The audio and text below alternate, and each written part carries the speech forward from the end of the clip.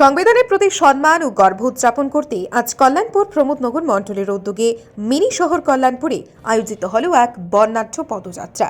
পদযাত্রায় বিধায়ক পিনাকি দাস চৌধুরী নেতৃত্ব দেন। ওনার সঙ্গে উপস্থিত ছিলেন মণ্ডল সভাপতি নিতাই বল, কল্যাণপুর পঞ্চায়েত সমিতির চেয়ারম্যান সোমেন গোপ, মণ্ডলের কার্যকর্তা ও বিশিষ্ট নেতৃত্ব। পদযাত্রার সূচনা বক্তব্যে বিধায়ক পিনাকি দাস চৌধুরী বলেন, সংবিধান আমাদের গর্বের প্রতীক। এর প্রতি সম্মান জানানো এবং এর আদর্শকে রক্ষা করা আমাদের সকলের দায়িত্ব। আজকের পদযাত্রায় অংশগ্রহণকারী কার্যকর্তাদের একতাবদ্ধ মনোভাব এবং উদ্যম সংগঠনকে আরও শক্তিশালী করে তুলছে।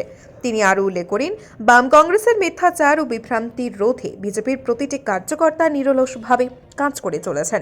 পদযাত্রাটি মিনি শহর কল্যাণপুরের প্রধান সড়কগুলো পরিক্রমা করে হাতে ব্যানার ও প্লেকার্ড নিয়ে কার্যকর্তারা সংবিধানের গৌরব, জাতীয় একতা এবং সামাজিক ন্যায় বিচারের বার্তা পৌঁছে দেয়।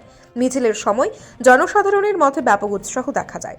সাধারণ মানুষের প্রতিক্রিয়া স্থানীয় বাসিন্দারা জানান, এমন উদ্যোগ তাদের মধ্যে সাংবিধানিক মূল্যবোধের প্রতি সচেতনতা বৃদ্ধি করে, বিশেষ করে তরুণ প্রজন্মের কাছে এটি শিক্ষামূলক প্রভাব ফেলবে। এই পদযাত্রার মধ্য দিয়ে কল্যাণপুর প্রমোদনগর মণ্ডল সংবিধানের প্রতি শ্রদ্ধা ও সাংগঠনিক শক্তির অনন্য দৃষ্টান্ত স্থাপন করেছে।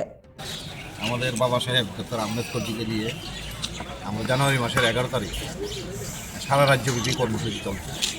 সংবিধান গৌরব অভিযানকে সামনে রেখে প্রত্যেকটি মণ্ডলে প্রত্যেকটি বুথে বিভিন্ন কর্মসূচি চলছে। তারই অঙ্গ হিসাবে আজকে আমরা 25 জানুয়ারি সারা রাজ্যের প্রত্যেকটা মণ্ডলেই আজকে সংবিধান অভিযান গৌরব যে র্যালি হবে, সেই র্যালি আমাদের কল্যাণপুর মণ্ডল কার্যালয় থেকে শুরু হচ্ছে।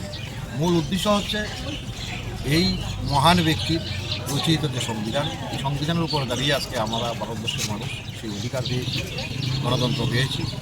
এবং ওই জায়গায় দাঁড়িয়ে দেখবেন সময়ে সময়ে মানুষকে বিভ্রান্ত করার জন্য কমিউনিস্ট কংগ্রেসরা বিভিন্ন সময় ভারতীয় জনতা পার্টির উপর কুৎসা চড়ানোর চেষ্টা করে।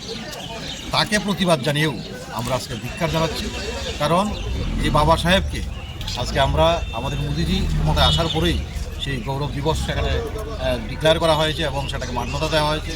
এবং আমরা আপনাদের মাধ্যমে বলতে চাই সেই কংগ্রেস কমিউনিস্টকে যে ওনারা বারবার সংবিধান সেখানটায় অপমান করেছে। সেখানে প্রাক্তন প্রধানমন্ত্রী কংগ্রেসের ওই নেহরু থেকে শুরু করে দেখবেন, কিন্তু সেই জায়গায় এই ব্যক্তি যে কাজটা করেছে, ভারতবর্ষের সংবিধান রচনা করেছেন, অথচ তাদের দীর্ঘকাল সময় থাকা সত্ত্বেও সেখানে পদ্মশ্রী পাওয়ার কোনো সুযোগ ছিল না।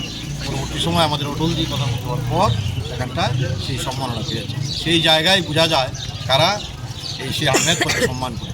আমরা স্পষ্টভাবেই বলি, ওই ব্যক্তি আমাদের পূজনীয় ব্যক্তি, আমাদের বীর সন্তান এবং ভারতবর্ষের একজন মহান নাগরিক, এবং ওনার দ্বারাই আজকে সংবিধান রচিত হয়েছে এবং ওনার এই সংবিধানকে মান্যতা দিয়ে আজকে দেশে এগিয়ে যাচ্ছে।